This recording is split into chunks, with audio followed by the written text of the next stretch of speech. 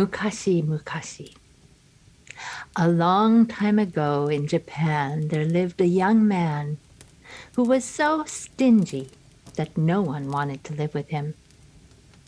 He lived by himself in the mountains, and every day he would go up to his rice fields to work. One day, when he was on his way up into the mountain, he could be heard to say, "Wouldn't I want to have a wife, though? But only one who never had to eat. I would want a wife who could work all day long and into the night and never have to eat so much as a grain of rice. That would be the woman for me." And he went on up to his fields. Well, that night, as he was coming home in the dark, he heard pita, pita, pita, pita, pita, pita, footsteps behind him. Who could it be at this time of night? He thought to himself. He walked until he came to a clearing where the moon shone down, and then he turned around and called out, "Who goes there?" Pita, pita, pita. Into the clearing walked a young woman. She said to him, "I am a woman who never eats. I can work all day long, and I never have to eat anything. Do you think I could be your wife?" Well, the young man looked at her and saw that she was beautiful too, and so he nodded. And he took her home, and from that day forth they lived as husband and wife. And it was exactly as the young woman had said. She worked all day long and into the night, and the young man never saw her eat so much as a grain of rice. And it warmed his heart to see her, because he was thinking to himself of all the rice in his warehouses that was going uneaten. Why, soon he would be a rich man. One day he decided to check on his warehouses. But to his dismay, what do you think? There was less rice than before. How was that possible? There was something going on. He would have to stay home and see what his young wife was getting up to. So the very next day, he set off to the fields, as usual. "Ittekimasu! I'm off, wife." But instead of going up into the fields, he went up very quietly, up into the eaves of his house, so he could look down and spy on his wife. Well, no sooner was he gone than the young woman said to herself, "Finally that greedy guts is out of the picture. I can get some real work done." And she brought out the biggest pot that the young man owned. And into that, zah, she poured a whole barrel full of rice. She poured water in, and goshi, goshi, goshi, she washed the rice.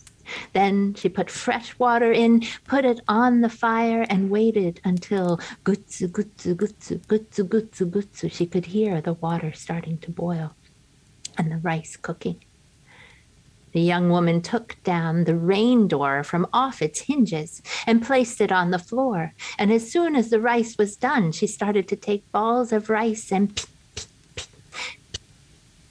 she laid them on the rain door until the rain door was full of rice balls and the pot was empty. Then she took a comb and she parted her long black hair. And to the man's horror, he saw that in the center of her head, she had a giant mouth. And into that mouth, she started to throw the rice balls, poi, poi, poi, poi, poi, poi, until all the rice balls had disappeared from the rain door, and the mouth had gulped them all down. Then the young woman took her comb again, covered the mouth with her hair, and put her hair back up in a bun on her head, and she set to work. The young man was so terrified that at first he couldn't move. But then he realized he would have to pretend that he hadn't seen anything. And so when it came to evening time, his usual time to return for dinner, he crept back down to the ground, walked around the house, and called out, "Tadaima, I'm home." The young woman ran to the door. "Oh, okaeri nasai, anata. Oh, husband, welcome home. I've made dinner for you, but perhaps you'd like a bath first." The young man went and took a bath, but as he was soaking, he called out to his wife in the next room. "Wife, I've been thinking about our marriage, and I don't think it's working out. I'd like you to leave." There was silence in the next room. And then he heard a deep voice he didn't even recognize say, "Mitana, you saw me." And the door opened, and in came not his beautiful young wife, but a giant Yamamba. She had transformed into a mountain witch. She grabbed the young man, threw him into a wooden bucket, put the bucket up on her head, and without another word, doshin, doshin, doshin, she walked up into the mountains as quickly as she could. The young man was so frightened. At first, he couldn't even think clearly. But as the hours wore on and she kept walking up the mountain, he sat up in the bucket and looked around and noticed something very odd. Whenever the Yamamba came to a patch of irises, she would say, "Ah, swords," and walk around. And every time she came to a patch of yomogi, mugwort, she would say, "Ah, poison," and walk around that. And so on and on she went deep into the mountains until finally the Yamamba got tired, and she sat down in the path with the bucket still balanced on her head to rest. But what the Yamamba didn't know was that right above the bucket, where the young man was lying, there was a big branch of a tree. "A gift from the gods," he whispered to himself. And very quietly he pulled himself up onto the branch and hid. Well, when the Yamamba was finished resting, she made sure that the bucket was still on her head, and on she went, doshin, doshin, up all the way to the top of the mountain. And when she got there, she called out, "Come, my mountain children, come. Bring your knives and don't forget your chopping blocks. We have a human to eat tonight." And she took the bucket and put it down on the ground. The bucket was empty. Yamamba was furious. "Does he think he can get away from me?" she said, and she started to run down the mountain. Well, Yamamba can run like the wind, and very soon she had caught up with the naked young man who was running barefoot down the mountain path toward the village as fast as he could go. He could hear her thundering footsteps behind him. He could feel her hot breath. He could imagine her hand about to grab him. What could he do? Quickly he slid into the nearest patch of iris. Every time she tried to grab the young man, the iris leaves would turn to swords and protect him. And so she started circling around the irises, trying to grab him from one angle or another. "Oh, what a shame, she said. And she circled faster and faster and got angrier and angrier until she got dizzy. "Ah, what a shame, And she tumbled and fell right into a patch of yomogi, mugwort. And when the mugwort touched the body of the Yamamba, suddenly she began to dissolve. "Oh, what a shame, she said, until she was no more than a whisper. When the young man saw that the Yamamba had completely disappeared, he finally made his way, creeping out of the iris patch. And he ran home as fast as he could, changed into some clothing, and ran to the village to tell everybody what had happened. And that is why, even in Japan today, on Children's Day, parents will decorate their houses with yomogi, mugwort, and bathe their children in the leaves of irises to protect them from evil spirits.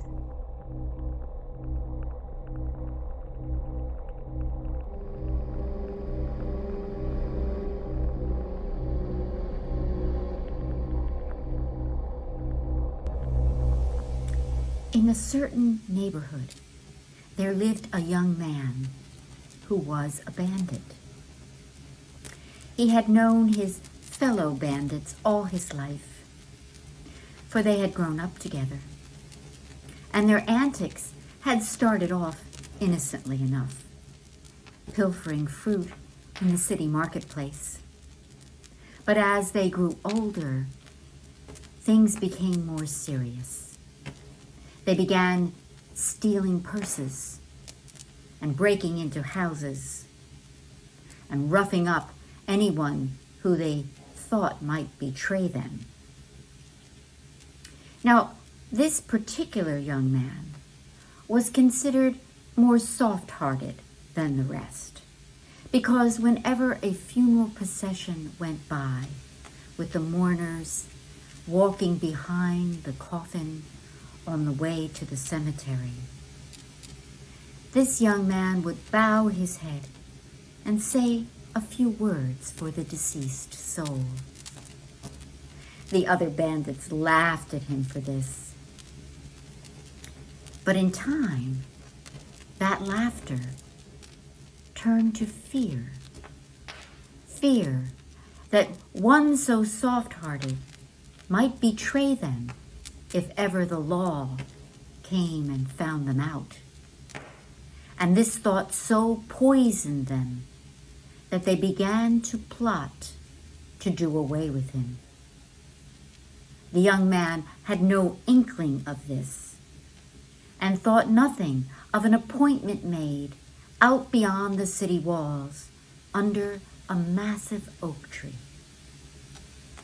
On the appointed day, the young man rode out alone through the city gates on his horse. Yes, this happened long before there were cars. He rode out into the fields that surrounded the city, out to the massive oak tree. And when he arrived alone, he looked up into the branches of that tree and saw a horrific sight. A dismembered body, 2 arms, 2 legs, a torso and a head, all dangling from different branches. He bowed his head to say a few words for one treated in such a way. And when he raised his head, he saw a sight even more frightening, for those body parts began to sink down to the ground and assemble themselves into a corpse right in front of him. And most terrifying of all, when the corpse assembled, it looked exactly like the young man himself. The corpse raised an arm and pointed to the young man. "Get off your horse." Terrified, the young man quickly complied, and the corpse climbed into the saddle in his place, turned the horse around, and began to guide the horse back towards the city. The young man watched as his fellow bandits rode out of the city gates. He was too far away to call out to them, to alert them. The horses began to gallop, dust flung everywhere, blocking his vision. He tried to see, but then gunshots. When the dust settled, the young man saw the corpse riding his horse back toward him under the tree. And when it arrived, the corpse slid from the saddle and faced the young man, lifted its arm and pointed to him again. "Because you took pity on me, I have changed your fate. Those who you thought were your friends were out to kill you. But now you may go and change your ways.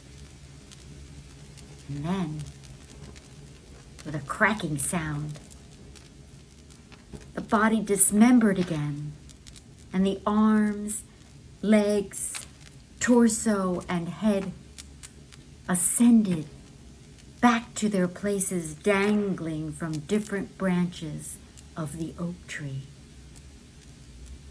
The young man climbed into the saddle, and he rode away.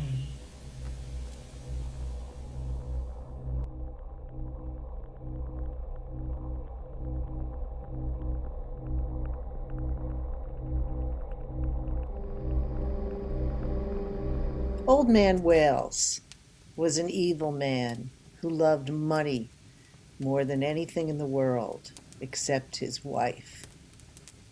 To supplement his farm income, he captured runaway slaves who were traveling through Indiana, and he chained them in his basement until he collected their reward.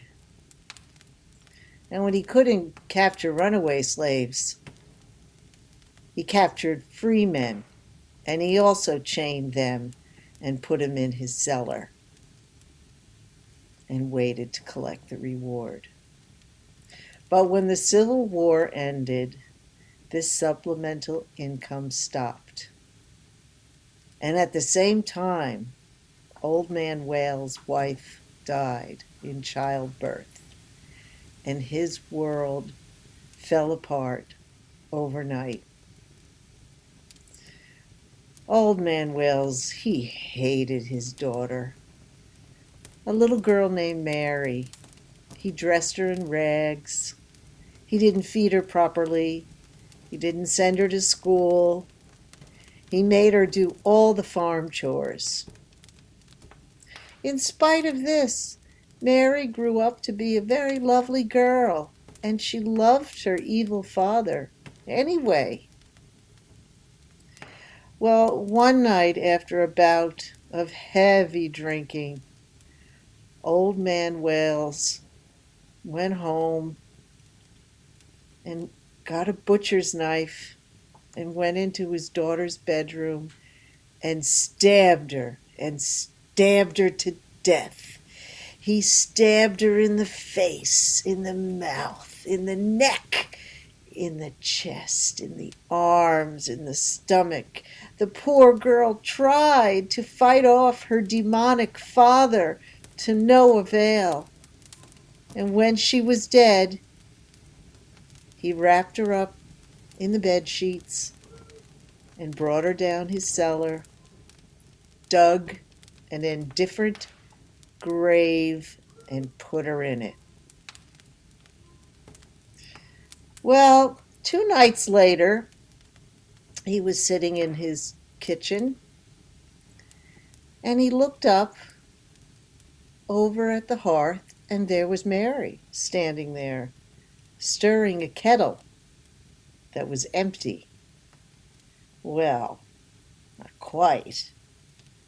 Bits of skin and flesh from her face were dropping into the kettle, and blood was everywhere she was standing, pouring out of all those awful wounds he gave her. She turned around to look at him. He was so startled. He began to walk out the door, but he looked back, and the apparition had disappeared.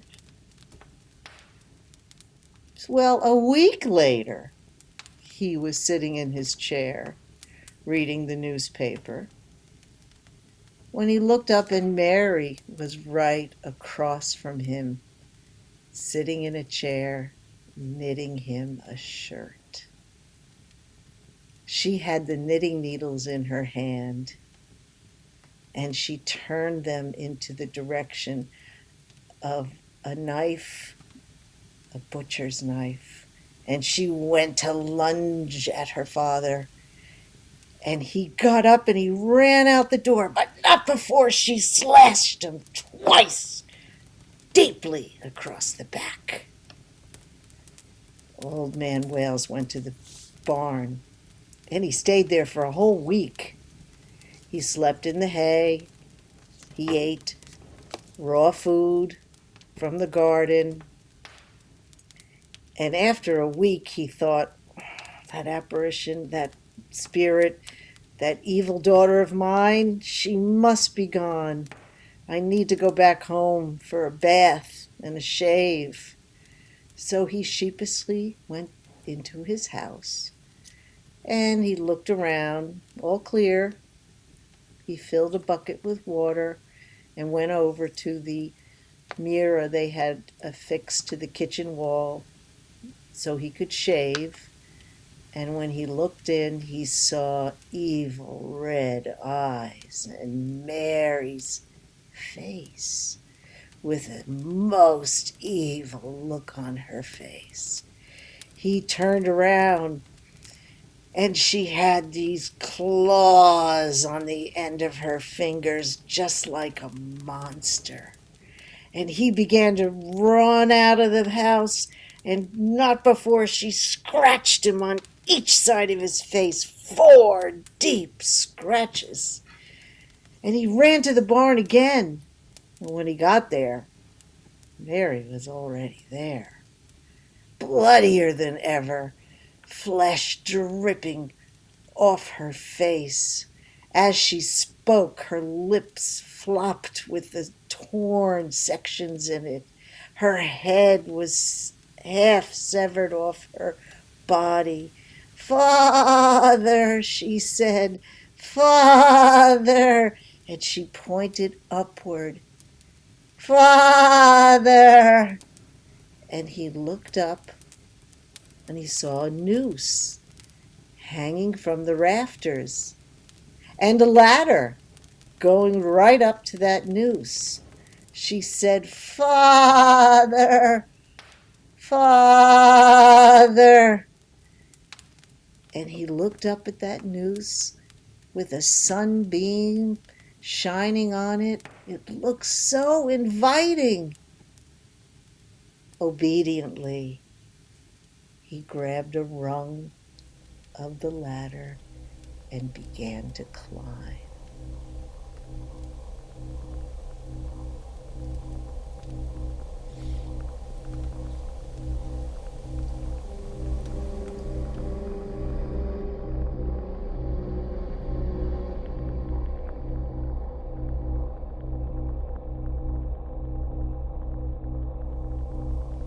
Every day, Helene or her younger brother went to the spring for water. One day, as Helene dipped her bucket into the water, her ring fell off. Oh! The water began to stir. Up leapt a great silver golden fish. "Have you seen my ring?" The fish disappeared, but soon it was back with Helene's ring on its nose.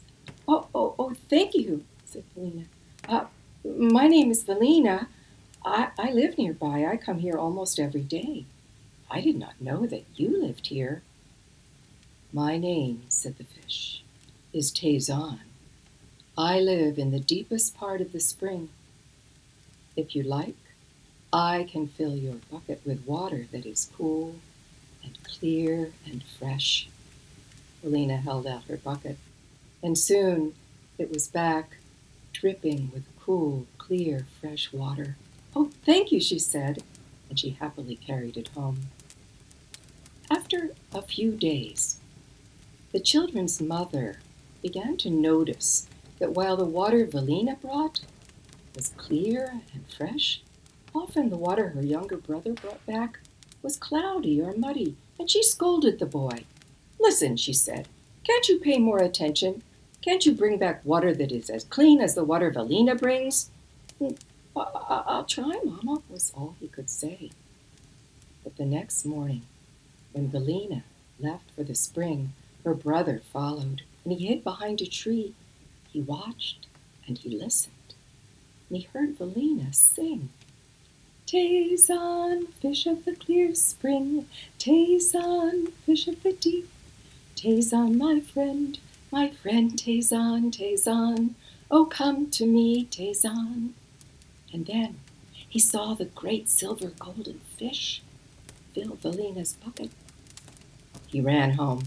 Mama, he said, Mama, tomorrow I can bring back water that is as clean as the water Velena brings. Well, very well, she said, but how will you do that? Oh, it'll be easy, Mama. I'll do just what Velena does. I will sing to the fish that lives in the spring, and he will fill my bucket with water that is clean. No, his mother said, you must do nothing of the sort. That must be an evil spirit. I will go myself. Later that day, the woman sent Velena back to the spring for more water, and this time she followed. She hid behind that tree, and she heard Velena sing, Tazon, fish of the clear spring, Tazon, fish of the deep, Tazon, my friend, Tazon, Tazon, oh come to me, Tazon. And she saw the great fish. She went home. But Tazon, through his powers, understood what she was intending. And he said to Velena, your mother is going to try to kill me. You will know if she has succeeded if you see 3 drops of blood on your breast. Velena began to weep.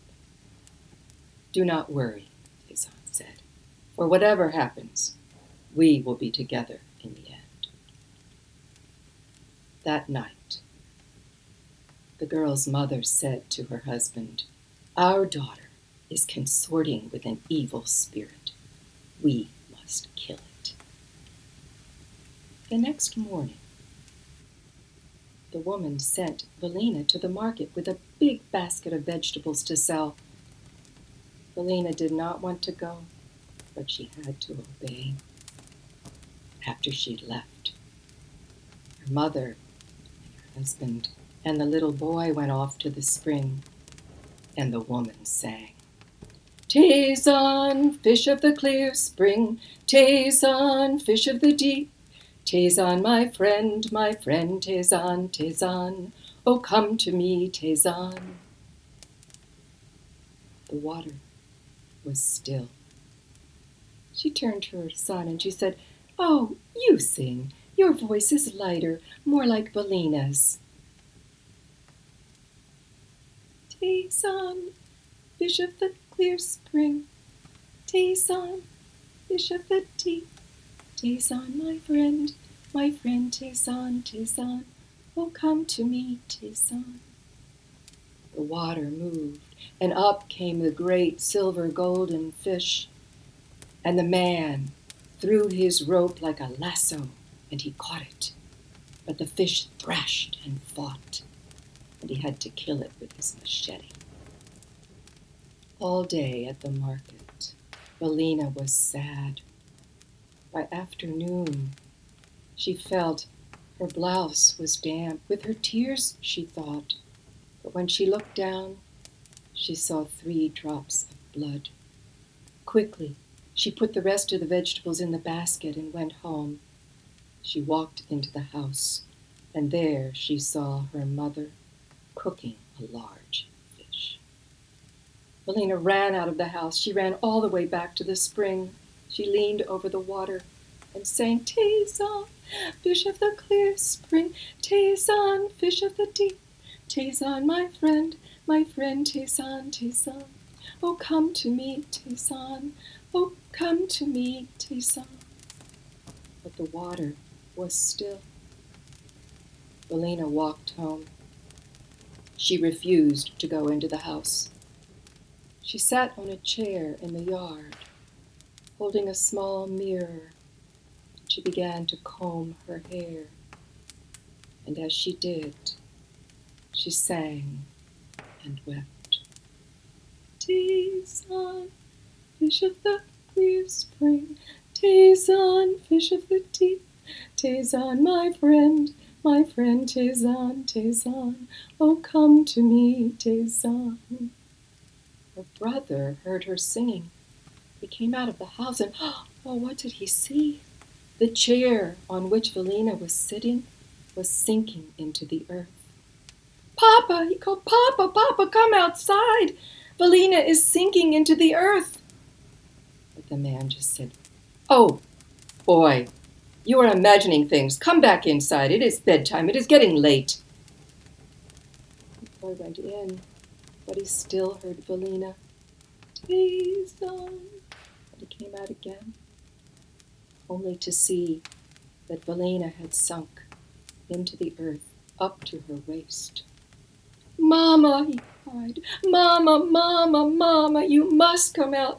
Mama, Velina is sinking into the earth. Mama. Finally, the woman came outside, just as Velina's shoulders disappeared beneath the soil. She grabbed Velina's hair and held on, but there was nothing she could do. And there they stood, the woman and the boy in the night, and all that was left of Velina was her hair.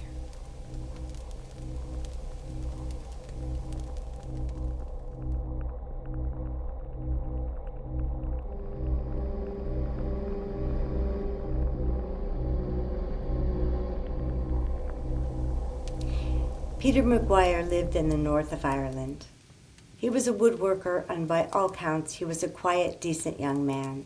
Everyone liked him. He married a girl that was not from the Arnie area, and nobody liked her. She was sullen, moody, unfriendly, with not a kind word for anyone. People began to suspect that she was connected to the fairy world, which made her dangerous. First, she had long red hair, and she was pale and thin. Second, one leg was shorter than the other, and she walked with a pronounced limp. And third, she never went to Mass in the church nearby. Now, these were all fairy marks, but nobody said a word to Peter because he seemed so happy with her. And then came the day that he proudly announced that he was going to become a father. Well, after that, people hardly saw her. She kept to herself even more than she used to. And so nobody knew when she was due until one night Peter banged on the closest neighbor's door saying that the baby was coming and his wife was ill. Well, of course, everyone rushed to their aid. And although they were able to save the baby, a boy, they were not able to save the mother. And by morning she was dead. While Peter grieved about his wife and struggled to take care of his newborn son, the community took it upon themselves to send his dead wife's body back to where she came from to be buried. Peter arranged for a wet nurse to suckle the baby during the day, and at night he slept in a crib at the foot of Peter's bed. About 3 weeks after his wife had died, Peter woke up in the middle of the night with a scratching sound coming from his window. He looked out, but not seeing anything, he checked on his son and went back to bed. But there it was again, that sound. It was a low scratching sound. Peter went to the window and looked out, but this time he looked into the face of his dead wife. She was pale, her cheeks sunken in, her face was caked with graveyard dirt, her clothes were filthy, her nails were caked with mud and dirt, and they were long and sharp. But it was her eyes. Her eyes were big and dark and lifeless, and they just stared through the window right past Peter, right at the baby's crib. And Peter realized she'd come back from the grave to get the baby. Suddenly she was gone from the window, and he heard a rattling at the door. He knew he had bolted it closed, but then came the sickening sound as the door jamb splintered and the bolt gave away, and suddenly she was in the house. He heard her limping into the kitchen, dragging that leg behind her. He heard her fumbling around the cupboards as she looked for scraps of food to eat. He heard her chewing and growling. He quietly locked the bedroom door as he stood between the door and the crib. And then he heard her limping toward the door. But instead of coming in, she pressed her face against the crack in the door itself and looked in. He could see her hard, glittering eyes as she sought out the crib. He shouted, "In the name of God and all that's holy, go back to your grave and leave us alone!" Hiss! But then she turned and limped out of the house, back into the night. One of the neighbors swore he saw her limping down the road.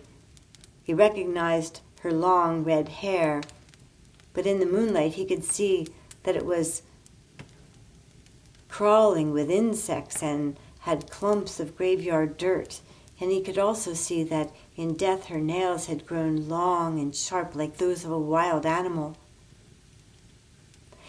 He was coming back from the pub, but then he ran back into the pub and told everybody what he had seen on the road, and nobody doubted his story. And they all locked their houses up tight and slept with crucifixes that night. Peter had no sleep at all. He guarded his son, and in the morning he replaced the door jamb and he put 3 strong bolts on the door. And when the wet nurse came, Peter ran right to the church and told the priest everything that had happened. He begged the priest to please come to his house and drive the walking corpse away from his house and protect his baby.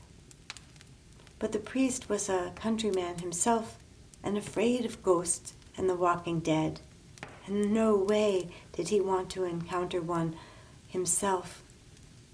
So instead, he gave Peter a crucifix that he said was blessed by a bishop, and he was sure that it had the power to drive the corpse away from his house and save the baby. Well, disappointed, Peter went home and he waited. It was around midnight when he saw some movement on the road.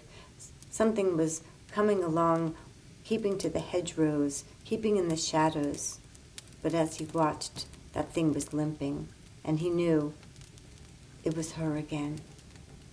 He watched as her pale face could be seen pointed toward the house. She walked with a sense of purpose, and when she got to the house, she began to fumble at the window, trying to open it with those long claws of hers. He took the crucifix and he pressed it against the window pane. She drew back at the sight of it. But instead of repelling her, instead of sending her away, it only seemed to aggravate her. Her face became a mask of hatred, and she threw herself at the glass, scratching and clawing and hissing and snarling. And it made so much noise that it woke up the baby, and to Peter's horror, he began to cry. And she heard it. She disappeared from the window. Peter picked up his baby. He put him against his warm chest. He drew a blanket over him and tried to comfort him. Shh, shh, shh, shh, as he heard the baby's mother throw herself again and again heavily against the door until it splintered and she came crashing into the kitchen. Shh, shh, shh. Step, drag, step, drag, step, drag, step, drag. Peter held his breath and his now quiet son, and he tried to go into the darkest corner of the room. Step, drag, step, drag, and then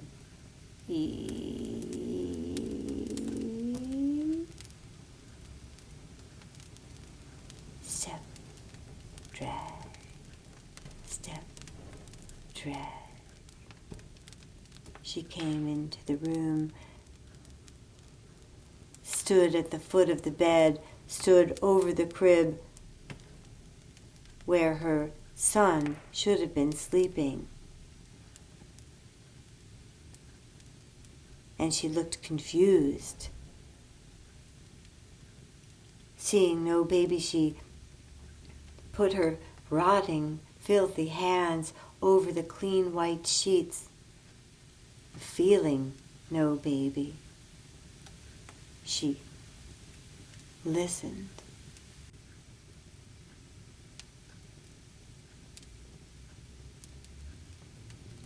And hearing no baby, with a low growl, she backed out of the room and step, drag, step, drag, step, drag, went out of the house and into the night. But Peter knew that she would be back again and again and again to get the baby. And now he knew who to go to for help.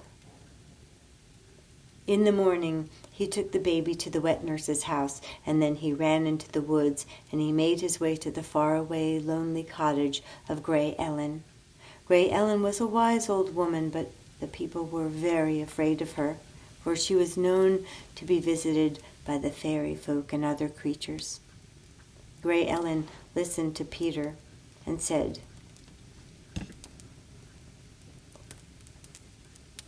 "The walking dead, is it? Well, I bet you the priest was no help to ye at all, was he? No.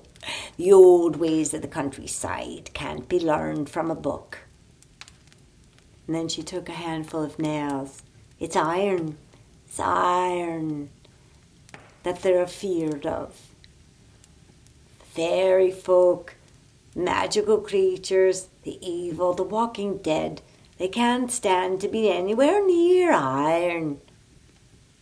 You take one and you put it around the baby's neck, and put one around yourself too. And if the corpse comes back into your room, throw the whole bunch at her. That's the only protection you'll have against that evil. And now, you best be getting along, because I'm expecting some visitors, and they'll not be happy to see the likes of you here. When Peter and his baby got back to the house, night had already fallen. He put the baby in the crib, and he went to turn on a lamp on the dresser. And on the dresser's mirror, he could see reflected his wife's wardrobe where she used to keep her clothes in the back wall. And as he watched, he saw long fingernails curl around that door, and the door slowly open, and his wife climb out into the room. Her face was a snarl, her eyes were full of malice. Her arms outstretched, she took a leap like a wild panther, and she was on top of the crib before Peter could do anything to protect his son. She was staring down at the baby, and then with long fingernails she reached in to grab it. But then she drew back as if she had been burned. She looked at Peter in astonishment and hate, and then he realized that it was the power of the nail that was keeping her back and protecting his son.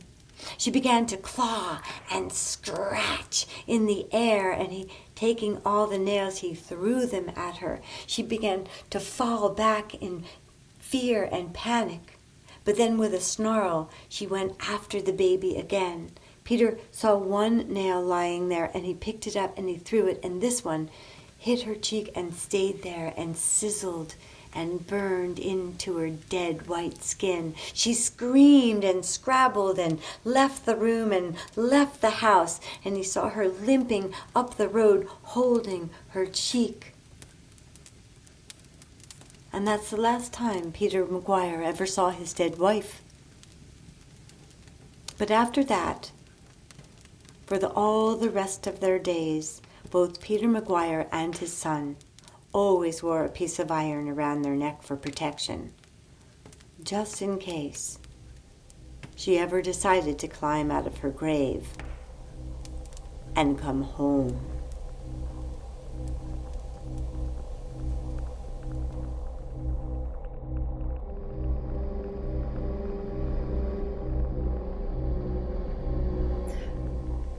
There was a young couple, newlyweds they were, married just 6 months. They lived on their own homestead claim just a few miles from town, and they were enjoying their lives tremendously. They loved being married. They loved having their own place that they could arrange to suit themselves. Now, it happened one day that the young husband needed to go to town. He wanted to sell some things they didn't need. He needed to buy a few things that they did need. He wanted to see a man about some livestock, and he told his wife that he was likely to come home quite late. In fact, if it got really late, he would simply stay the night with his parents, who kept a shop in town, but he would make sure to be back to do the morning chores. His wife, to tell the truth, did not really care for this plan. She would have liked to see her parents too, for example, and she had never spent a whole night alone in all of her life. But there seemed very little point in saying so, because someone had to stay behind and take care of the place and make sure the animals were fed. And so she said that would be fine, and he must have guessed that she wasn't completely happy, because he said, "Well, I know you're going to be perfectly all right on your own just for one night, won't you?" And of course she had to say, "Oh yes, I will be perfectly fine." And she thought she would be, because she had made a plan.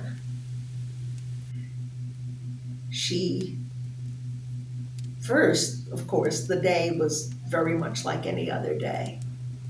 She had the same work to do. And in general, they saw very little of each other except at meals, because they each did have their own work to do. And so she did her house cleaning, and she started the wash boiler going. She fed the chickens, she weeded the garden. As it began to get a little later, a neighbor came over to help with evening chores. And although she had hoped to be in the house for the night with the door shut before it began to get dark, the neighbor was a little chatty, and the light was beginning to go by the time he went home. But she got the animals settled, and she went into the house and shut the door. And she fixed herself some supper, and even eating alone felt quite strange. It had taken her the whole 6 months even to begin to be used to living in the country at night, because it got so much darker than in town and so much quieter. And she really found it quite creepy, even with her husband right there beside her, which at the moment he was not. But she had planned how she would do it.